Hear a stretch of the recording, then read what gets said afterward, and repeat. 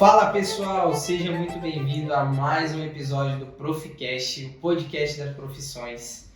Pessoal, para quem ainda não me conhece, eu me chamo Lucas e o propósito do nosso podcast é alcançar o jovem na tomada de decisão, na hora de fazer a faculdade, está em dúvida, também alcançar o profissional que está desmotivado pela profissão. Então nós temos esse propósito também de trazer alguns convidados para o nosso canal, para de alguma forma poder lhe ajudar aí a voltar a ter esse engajamento pela profissão, perder o brilho por algum motivo que aconteça. E ao consumidor também, com as informações. Cada profissional que vai passar aqui vai trazer diversas informações para a área do qual ele atua. Hoje estamos com uma convidada muito especial, a doutora Andreine. Andreine. É difícil. O pessoal acaba falando errado. Sim, é muito difícil ter alguém que acerte meu nome de primeira. É difícil. Eu, particularmente, é a primeira pessoa que eu conheço com esse nome. Eu também não conheço nenhuma outra. Isso é bom. Não, acho que minha mãe estava bem criativa quando me deu esse nome. Andreine. Bem criativo, bem diferente. É um nome muito bonito. Eu gosto de coisa particular. Então, nossa, coisa exclusiva que ninguém tem, eu acho muito legal. Pessoal, então hoje estamos com a doutora Andreine. Isso. Formada. A doutora é cirurgiã dentista, odontopediatra. O currículo dela é muito grande, tá? É formada há mais de 12 anos. Eu vou até ler aqui porque é bastante informação que ela me passou. Eu falei, não vou lembrar tudo de cabeça. A doutora tem habilitação em sedação consciente, ortopedia dos maxilares, urgência e emergência na odontopediatria e atende pacientes com necessidades especiais. Inclusive, a doutora atende gestante também, né, doutora? Sim, a gente atende, sim. E aí, isso aí é muito importante, sabe, você ter tocado nesse ponto, que hoje em dia é muito difícil as gestantes procurarem atendimento odontológico, né? Deveria já ser, via de regra, ali no pré-natal, esse atendimento odontológico, porque nessa fase gestacional, nessa fase da vida da mulher, a imunidade cai e às vezes aparecem muitos problemas gengivais. Então, nessa fase é muito importante o atendimento odontológico, o encaminhamento, até porque também é bem desconhecido da maioria das pessoas. Nós, odontopediatras, nós conseguimos ali orientar a questão da amamentação, da pega, da posição que coloca o bebê, do primeiro momento de higienização, tudo isso é passado no pré-natal odontológico. Eu acho essa informação muito importante mesmo, porque eu mesmo não sabia. Eu tenho 3 filhos, a gente nunca nem ouvi dizer que tinha um odontopediatra a parte da gestação. Isso. Porque normalmente fala muito de pediatria ali, acompanhamento, tudo, né? Mas a odonto... já fica rotulado ali na cabeça da pessoa que o odontopediatra é só depois que nasce. Sim. Mas não, o atendimento começa ali no período gestacional. Ainda naquele momento intrauterino ali que a gente conversa com a mãe, tem todo esse atendimento, explica tudo, questão de higienização, tudo isso, então tem esse período gestacional, né? Então é importante esse pré-natal odontológico para isso. Tá vendo, né, mães? Vocês que estão nesse período de gestação, já procuram uma odontopediatra e ver se ela tem essa capacidade de poder atender. Toda odontopediatria tem essa capacidade de atender os gestantes? Sim, ou não? Sim, a maioria. Tem um curso, né, que a gente faz, é um curso extra. No meu caso, eu fiz um curso extra fora da odontopediatria para conseguir fazer todo esse manejo, né? Porque tem a questão da pega, de você ali ensinar a mãe a posicionar, questão de massagem ali nos seios, enfim, todo esse manejo. Então, no meu caso, eu fiz um curso extra, tá? Mas dentro da grade da especialização da odontopediatria, a gente tem uma matéria que fala sobre amamentação, que fala sobre período gestacional. Que legal, muito interessante. A doutora que é de Manaus, sim, olha só que Manauara. Manauara, então, é quem vem de Manaus. Oi? Manauara é quem vem de Manaus. Sim, Manauara ou manauense.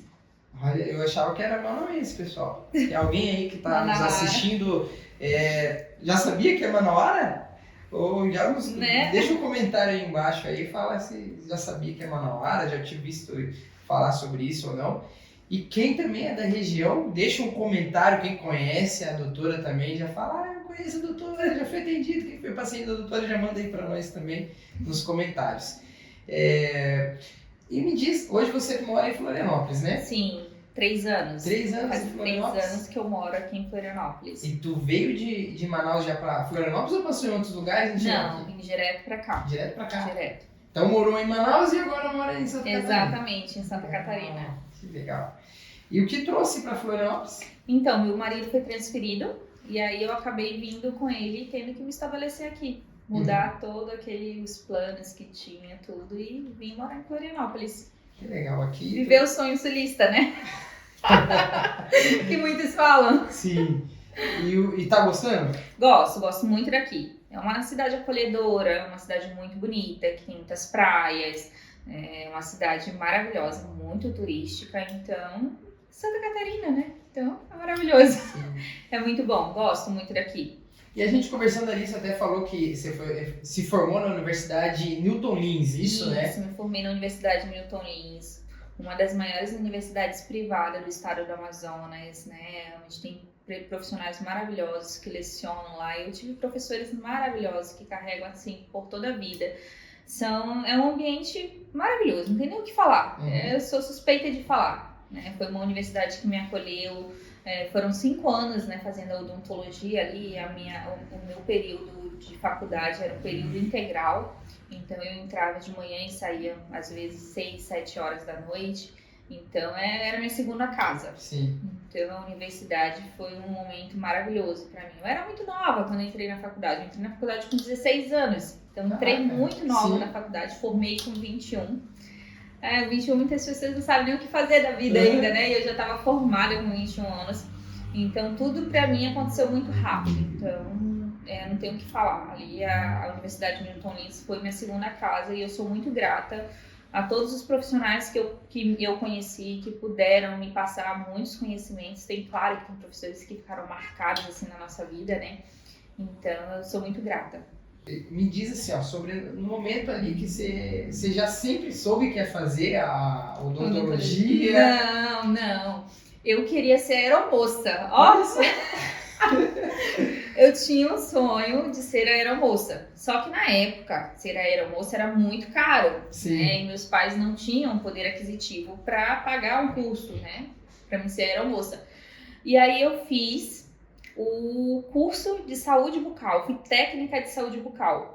E nesse curso eu conheci uma pessoa maravilhosa, a doutora Carol, que me deu a oportunidade de trabalhar com uma outra pessoa mais maravilhosa ainda, que foi o Dr. Danilo, que hoje não mora mais no Brasil, mora nos Estados Unidos. E eles me abriram uma porta, assim, eu lembro que eu ia pro consultório dele e eu comecei a auxiliar ele ali como uma hora extracurricular do curso que eu fazia. E depois ele acabou me chamando para trabalhar ali. E aí eu fiquei um período no consultório dele trabalhando e ele me incentivou bastante. E isso eu com 15 anos, de 15 para 16 anos ali, sabe? E aí ele me incentivou bastante, eu acabei indo fazer o vestibular nessa universidade e acabei passando, fiquei. Depois ganhei uma bolsa, fui bolsista até o final do curso, e bolsista rala pra caramba pra manter a bolsa, porque eu não tinha dinheiro mesmo. E aí consegui formar, graças a Deus, primeiramente a Deus, depois o meu pai, que foi uma pessoa, um ser maravilhoso, que também ajudou muito, porque minha bolsa não era 100%, minha bolsa era 75%, então esses outros 25% ele ficou encarregado. Então, assim, não tenho só a agradecer esses 2 profissionais que passaram assim no início da minha carreira, que me incentivaram, que me motivaram a eu chegar aonde eu tô hoje. Legal, muito interessante.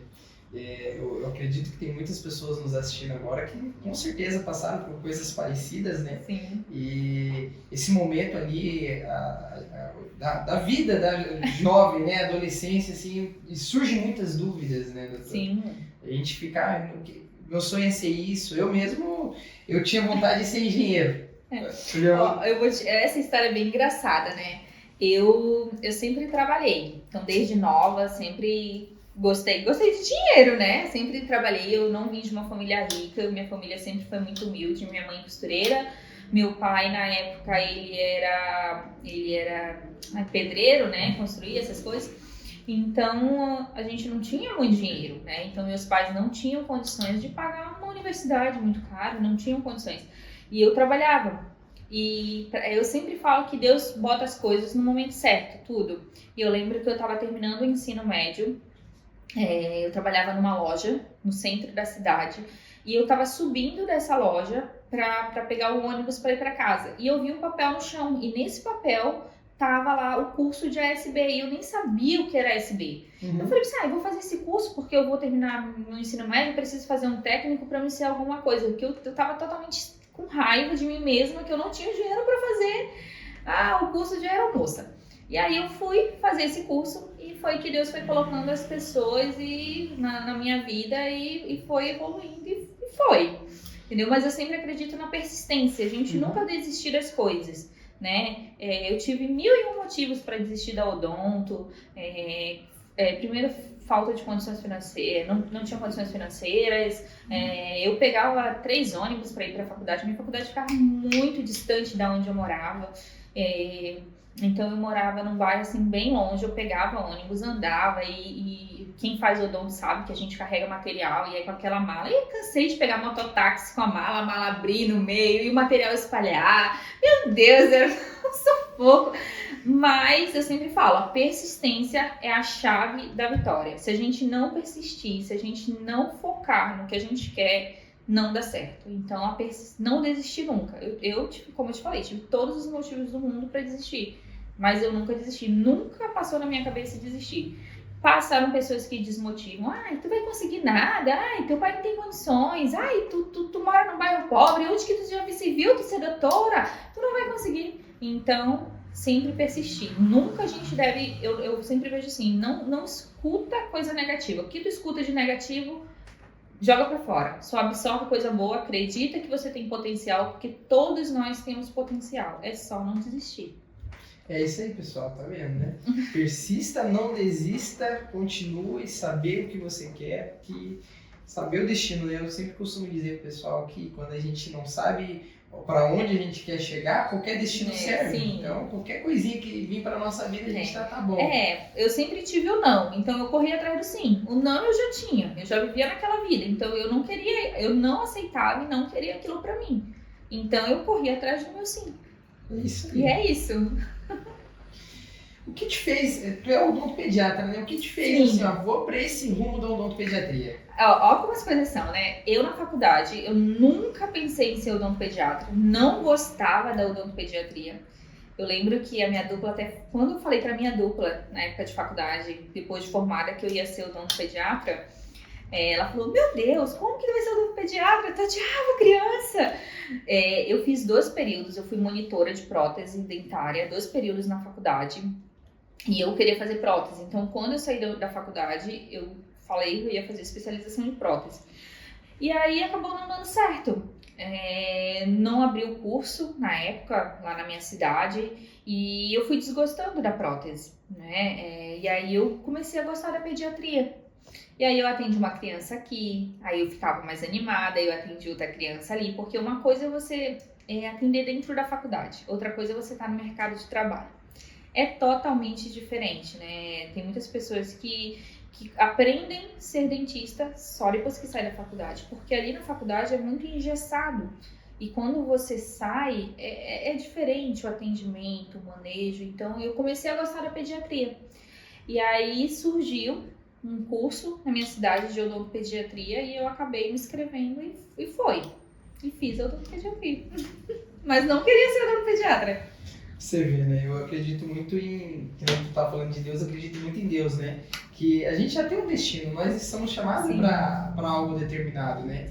Agora basta a gente discernir as coisas, né? Eles falam, é um papelzinho que tá ali no chão, que tu vê e fala, olha só, vou fazer esse curso. Exatamente. As coisas vão acontecendo, né? E nesse curso que eu fiz de especialização, inclusive ela nem sabe, né? Ela vai saber agora.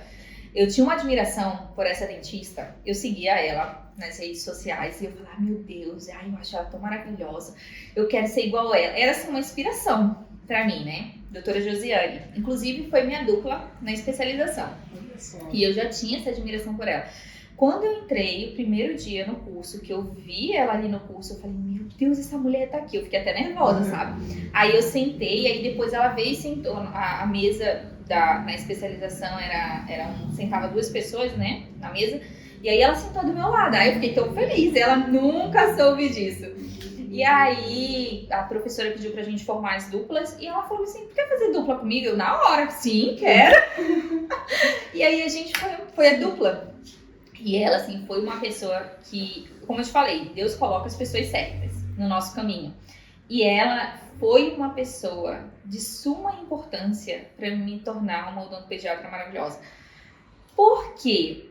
Porque ela, assim, pegou na minha mão, pegou na minha mão e falou assim, amiga, isso não é pra ti. Porque na época eu atendia no consultório, assim, num bairro bem humilde. Então eu tinha aquela visão de consultório popular, eu não sabia o que era você trabalhar com os produtos bons, eu não tinha essa ideia. E eu lembro que uma vez ela falou pra mim no almoço, ela falou assim, amiga, você não é para perfil de dentista popular. Você tem que atender classe A e classe B. Então, você vai precisar chegar lá. Aí eu falei assim, mas como? Eu não tenho dinheiro. Aí ela falou assim, vamos fazer... Aí eu tô entrando em outra história. Aí ela falou assim, não, vamos fazer o seguinte... Ela que me vendeu o primeiro consultório que eu tinha, a primeira clínica que eu tinha lá em Manaus. E aí ela falou assim, não, vamos fazer o seguinte, eu vou te passar a minha clínica. Aí eu falei, mas como? Que eu não tenho dinheiro e tal. E aí ela falou, não, a gente dá um jeito. Ela ficou 2 meses, Lucas, insistindo pra mim comprar aquela parte dela na clínica. E eu só sei que Deus é tão bom, quando é pra ser, é pra ser. E aí eu sei que na época Deus abençoou e eu consegui comprar a parte dela na clínica. Foi lá que eu comecei. E eu tinha mais 2 sócias na época. E eu lembro que eu sempre orava um dia pra Deus, meu Deus, se for pra ser meu, faça com que seja só meu, né? E aí eu lembro que eu orei muito pra Deus, pedi. E aí Deus abençoou que eu consegui comprar a parte das outras sócias. E aí eu consegui ter a minha primeira clínica sozinha. E aquilo ali foi um orgulho muito grande. Por quê? Porque eu olhava para trás da onde eu vim e eu ficava, meu Deus, como que eu consegui isso? E era num prédio, né, que agora não é mais minha, era num prédio assim bem renomado, do lado de um shopping, era num prédio onde só tinha dentistas top. Eu falava, meu Deus, olha onde eu cheguei, da onde eu vim, né? Eu olhava assim e falei, meu Deus, é Deus, não tem outra explicação. Então, assim, a doutora Josiane, até hoje, a gente é muito amiga. Hoje em dia ela é doutora odontopediatra top 1 do Brasil. Ela atua no Rio de Janeiro. Ela é maravilhosa, meu Deus. E ela, assim, foi quem segurou na minha mão quando eu pensei em desistir. Ela me incentivava. Ela me ajudou muito na especialização, em todos os sentidos. Às vezes... eu pensava em desistir, ela, não, você não vai desistir, vai dar certo, enfim. Então ela foi uma mãezona, eu digo que ela foi uma mãe e foi uma pessoa que me ajudou muito naquele período ali da especialização. E até hoje, assim, ela, pra mim, ela é uma inspiração. E ela é top 1, então não tenho o que falar dela. Ela é maravilhosa. Eu vejo como importante, né, são a gente ter pessoas como a doutora que você está falando, né, porque isso nos inspira, né, olhar e falar, cara, eu modelo essa pessoa, eu gosto dos princípios dela, é a número 1, isso é muito importante para nossa carreira, nossa vida, pessoal, a gente pegar alguém como modelar essa pessoa, essa inspiração, e eu acho muito interessante isso. 3 anos que você está morando aqui, né? 3 anos, E volta? Não. Engraçado que quando eu posto, às vezes, eu sou muito difícil de postar as coisas no Instagram, né? Eu sou aquela que aparece do nada e some pra sempre. E quando eu posto alguma coisa, o pessoal fala, volta pra Manaus, vem atender em Manaus, quando é que tu volta? Mas, felizmente, a gente cria raízes, né? Meu esposo foi transferido e eu vim pela minha família e hoje eu tô aqui e eu gostei daqui hoje, eu digo que aqui é minha casa. Quero voltar para visitar Manaus, sim, é uma cidade maravilhosa, eu sinto saudade da culinária, principalmente, uma culinária totalmente diferente daqui da culinária do sul, mas para morar, não mais, porque a gente acaba criando, como eu te falei, criando essas raízes aqui, né, conhecendo outras pessoas, trabalhando em outros locais. Você falou da culinária, foi muito difícil se adaptar com a cultura daqui? A culinária é bem diferente, muito diferente. Hoje em dia nem tanto, porque tem vários restaurantes aqui lá do norte. Então é muito fácil a gente encontrar um peixe que a gente gosta, o famoso tacacá, que eu acho que vocês não conhecem, que é uma comida bem típica de lá. Então o x-caboquinho, que é maravilhoso, que é típico de lá. Então é muito fácil a gente achar hoje aqui em Floripa. Tem muitos nortistas aqui, né? Então tem vários restaurantes aqui. Lá em Manaus, vocês gostam de açaí também? Sim, né? Só que lá o açaí é diferente. Aqui vocês comem o frozen, Sim, lá não, é o puro, né? O líquido. Sim. É diferente. Eu vou ter que ir lá conhecer. Meu Deus, a culinária de lá é maravilhosa. Eu falo que quem conhece a culinária do norte não quer mais sair de lá. É muito bom a culinária de lá. Por que vocês escolheram Floripa? Então, meu marido foi transferido. A gente não escolheu muito, né? Então a empresa mandou pra gente, um ano antes de vir, nós já sabíamos que ele iria vir pra cá. E a gente se programou e acabou vindo. Mais uma vez, Deus soprando. Sim, em tudo. Eu falo que eu sou mimada. Sou mimada por Deus, porque Deus coloca pessoas certas no momento certo na minha vida. E eu falo que eu sou muito mimada. Eu até falo quando eu tô triste, quando eu tô chateada com alguma coisa, a primeira coisa que eu falo é correr pro meu pai. Mas meu pai Deus, né? Que eu oro, peço, intercedo. Então, Deus nos colocou aqui também, eu vejo assim, Lucas, que no momento certo, que quando eu vim eu estava grávida, e para quem não sabe, eu tenho uma filha, não vou falar agora senão eu vou querer chorar. Eu tenho uma filha cardiopata. E no momento que a gente veio para cá, a gente foi muito acolhido. Minha filha recebeu o tratamento que ela precisava aqui. Então, Deus nos trouxe para cá no momento certo, no momento oportuno. E colocou pessoas maravilhosas aqui em Floripa na nossa vida também. Inclusive, em algum momento que a gente estava conversando, você falou sobre o hospital, acho que em Curitiba, né? Que é o único no Brasil que tem, né? Na parte da cardiopatia ali, são 3 hospitais que a minha filha pode ser operada, né? O primeiro é aqui em Joinville, o segundo em Curitiba e outro em São Paulo. Agora a gente está esperando o próximo procedimento dela e a gente vai para Curitiba, para o Hospital Pequeno Príncipe, que também é um hospital maravilhoso, né? Aqui na região sul.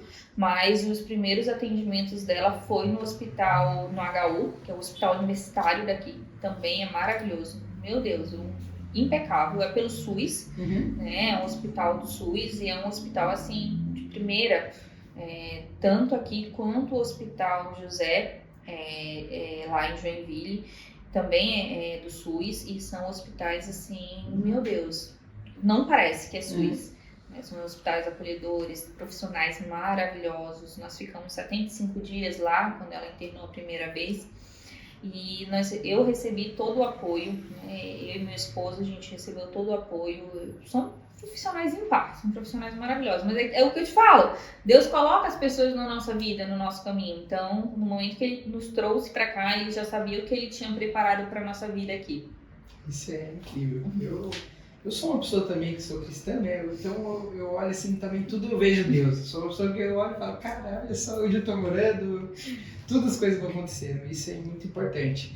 Falando sobre todas as especializações que você tem, habilitação de sedação consciente. Explica mais sobre como que é. Então, a habilitação de sedação consciente, o que falar dela, né? Ela é uma sedação, já diz, né? Uma sedação consciente, diferente da endovenosa. Então, o paciente, ele passa o tempo todo do procedimento acordado, ele não dorme, ele se comunica com você, ele fala, ele sente o gosto, ele reclama, ele responde aos comandos, ele abre a boca, fecha a boca, se tiver necessidade de cuspir, ele levanta para cuspir. Então, é uma sedação, dentre outras, uma mais tranquila, né? Sim. É uma sedação que ela é feita com oxigênio e com óxido nitroso, não é reabsorvido pelo organismo, então é uma sedação 100% segura e ela pode ser usada tanto em crianças quanto em adultos. Ela serve para reduzir o limiar de dor e a reduzir também o medo, a ansiedade, então ajuda bastante. E claro, as crianças, principalmente as crianças especiais com autismo, TDAH, enfim, elas ficam mais ansiosas no período ali do atendimento, então a sedação consciente ela ajuda bastante. E também a gente tem adultos que morrem de medo de dentista e a sedação ela ajuda bastante também. Já fica a dica para as mamães que têm crianças com cuidados especiais, né? Eu acredito que tem bastante pessoas, como eu, também não tinha essas informações. Então, a ideia do podcast é trazer informação também para a população. E às vezes você já levou em alguns dentistas seu filho e não conseguiu ter, é muito agitado e não conseguiu atendimento. Com as dicas da doutora que ela está passando, fica mais fácil, né? Aí você procura na sua cidade alguém que tem essa habilitação de sedação consciente, onde com certeza acredito que vai ajudar muito aí no tratamento do seu pequeno. E a doutora falou até adulto mesmo, né? Sim, tem hoje em dia, né? Tem vários adultos que têm medo de dentista. Sim. E a sedação, ela ajuda bastante. Hoje em dia também a sedação é bastante utilizada em procedimentos para harmonização facial também, para diminuir o limiar de dor. Também é utilizada em procedimentos de longa duração, implantes, essas coisas que vai demorar bastante, o paciente fica muito tempo ali deitado e acaba usando também a sedação. Que legal, muito bom. Uma dúvida, crianças também podem precisar de tratamento de canal? Sim, com certeza. Muitos pais pensam que o dente de leite não tem raiz, mas sim, tem raiz. Todo dente de leite ele tem raiz. Vai vindo o dente permanente e vai reabsorvendo aquela raizinha do dente de leite para poder se posicionar ali. Então, quando tem uma cárie muito extensa e aí acaba atingindo a polpa do dente, a criança ela precisa de um tratamento de canal. Claro que a gente fala tratamento de canal porque vai ser tratada aquela parte do dente, mas o protocolo de atendimento é bem diferente do adulto. Medicação é diferente, protocolo de atendimento, manejo, né? Ser odontopediatra não é só vestir jaleco colorido, gente. Ser odontopediatra é ter manejo com a criança, é saber atender, saber intervir ali no momento correto, saber conduzir ali a consulta. Ser odontopediatra também não é só atender uma criança, você também tem que lidar com os pais. Uhum. Porque além de você atender a criança, você também atende os pais, você acalma os pais, você passa segurança para os pais. E isso é muito importante na odontopediatria. Legal. Em relação aos pacientes autistas que você atende, como é feita a condução desses atendimentos e quais os principais desafios? Então, isso é muito relativo, né, de cada paciente. Depende do grau do autismo também. Tem pacientes que a gente trabalha só com a sedação, tem outros que a gente vai no manejo mesmo, na conversa, no mostrar e fazer. Então isso é bem relativo. Eu sempre digo, cada paciente é especial, né, pelo fato do atendimento. Então a odontopediatria é uma caixinha de surpresa. É diferente do adulto, que o adulto ele senta na cadeira, você pede para abrir a boca, ele vai obedecer todos os seus comandos. A criança não. A partir do momento que ela entra no consultório, você não sabe se ela vai sentar na cadeira ou se ela não vai.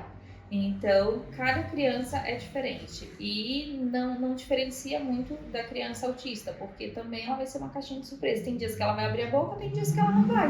E eu sempre respeito ali a criança. O dia que ela quer abrir a boca, a gente faz o que dá para fazer. O dia que ela não quer, a gente conversa, brinca e marca uma outra consulta. Sempre respeitando ali o limite da criança. Eu evito forçar o máximo possível para evitar os traumas do futuro. Sim. Você também faz instalação de aparelhos? Quais são mais indicados para as crianças?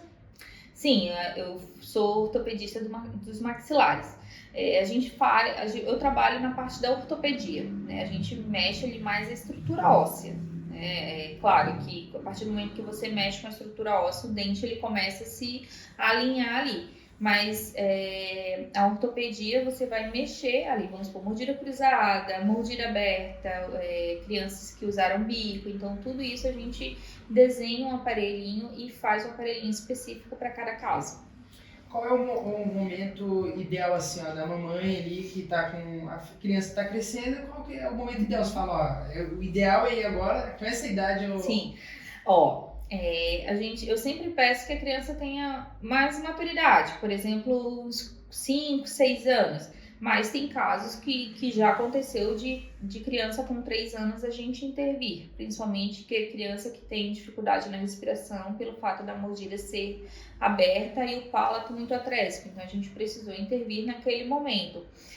sempre com aparelho fixo, que são bem seguros. Mas aparelho móvel, geralmente eu peço para a criança ser mais grandinha, assim, 5, 6 anos. As meninas, a gente consegue fazer a ortopedia no melhor momento até a primeira menarca. Os meninos até os 11 anos. Então, até esse momento é o ideal para a gente fazer a parte ortopédica. Depois disso, a gente já encaminha para o ortodontista. Interessante. A gente fez um podcast também com a doutora Bianca, a gente até chegou a tocar no assunto do freio de burro, né? Eu queria que você falasse mais um pouquinho sobre... É a máscara, né? Aquela máscara. Hoje em dia a gente ainda usa. Claro que já tem outros aparelhos no mercado que substituem ela, mas ainda tem alguns pacientes que tem necessidade de usar. Como eu te falei, cada caso é um caso. Então tem pacientes que a gente vai precisar usar máscara.